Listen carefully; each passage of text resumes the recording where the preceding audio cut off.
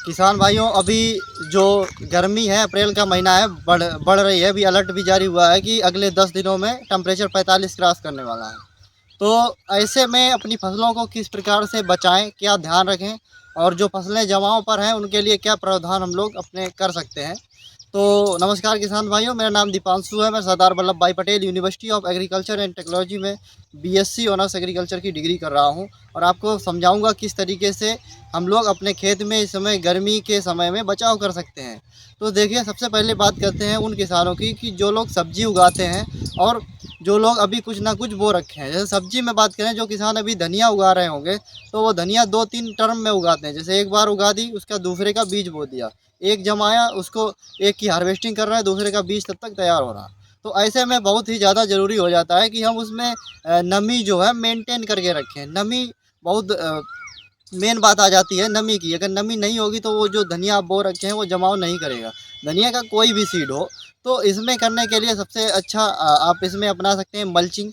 Mulching क्या होता है कि आप घास या पुआल से ढक सकते हैं, जिससे जो टेम्परेचर है वो मेंटेन बना रहे, और जो मॉइस्चर है वो नीचे आराम से बना रहे, जिससे पौधा जर्मिनेट कर जाए। तो एक ये बात हो गई।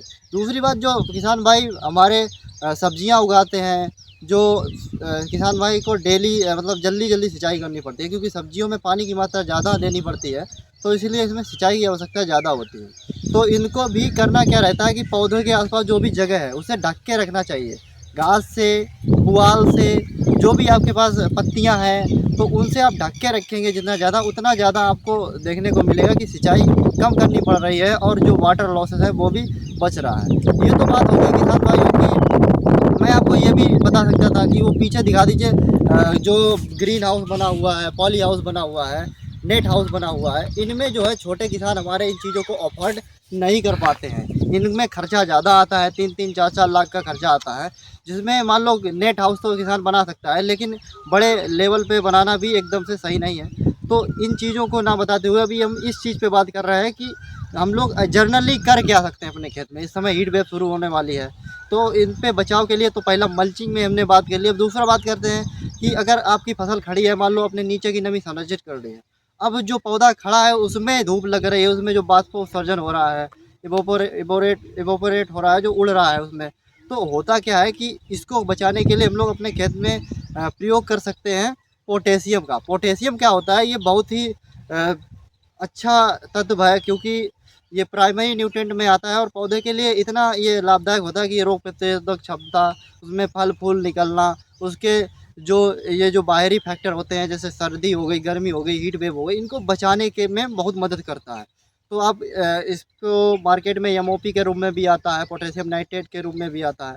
जैसे कि एमओपी में 60% पोटास पाया जाता है, तो इनको आप छिड़क सकते हैं खेत में, जिससे ये आपको लाभ देखने को मिलता है। तो छिड़कना कैसे है कि आपको 2% का घोल बनाना है, और 2% के घोल के हिसाब से आपको पूरे खेत में छिड़काव कर देना है अच्छे तरीके से पौधे पे, ताकि जो ये इम्यूनिटी उसकी है या रोग प्रतिरोधक क्षमता है, जो भी कह लें, वो बढ़ जाए, और आपकी जो खेती है वो कहीं ना कहीं हीट वेव से बचाव करे, और आपके जो फलों में चमक आए। सब्जियां देखिए, जो चमक जब भी आती है जब उसमें पर्याप्त पानी की मात्रा रहती है। जैसे ही थोड़ा सा सुगड़ा तो मार्केट वैल्यू उसका कम हो जाता है। तो इसलिए छोटी छोटी चीज़ों पे ध्यान दें और अपने प्रोडक्शन को आप बढ़िया बना सकते हैं। तो आपको, आपकी क्या राय है इस बारे में, आप क्या सोचते हैं? क्या इसमें दिक्कतें आ सकती हैं करने में, आप कमेंट में बताएं। और आप इससे पहले क्या अपनाते थे नमी को बचाने के लिए, आप कमेंट में बता सकते हैं। और ऐसी वीडियो को देखने के लिए हमारे चैनल को आप सब्सक्राइब कर लीजिए, ताकि आपके पास वीडियो आते रहे। और वीडियो को पूरा देखने के लिए आपका हृदय के गहराइयों से प्रेम पूर्वक बहुत बहुत नमस्कार। नमस्कार।